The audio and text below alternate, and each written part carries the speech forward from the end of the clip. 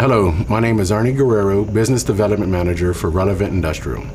Today we are discussing the ABB LLT100 Laser Level Transmitter. This is a non-contact level measurement transmitter that measures distance, positions over short and long ranges.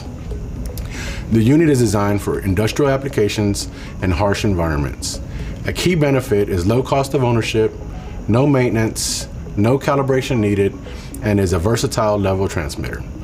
The unit is very reliable for precise measurement of solids or liquids and dust and fog penetrations.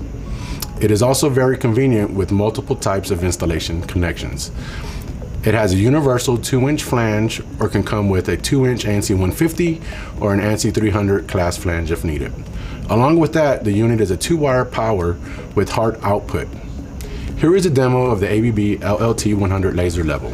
In many industries, foaming is a constant part of the manufacturing process, including water and wastewater, pulp and paper, pharma, brewing, ethanol, and mining.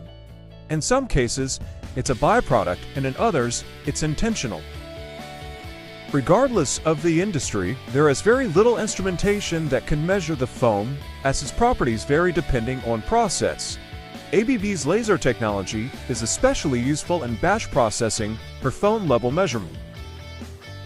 Let's create an example of this in action. We'll set our upper limit range to 5.5 inches and lower range to 0 inches.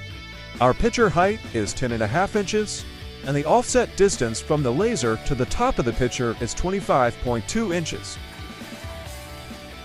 We can see the primary level output, represented by the green line, to slowly increase.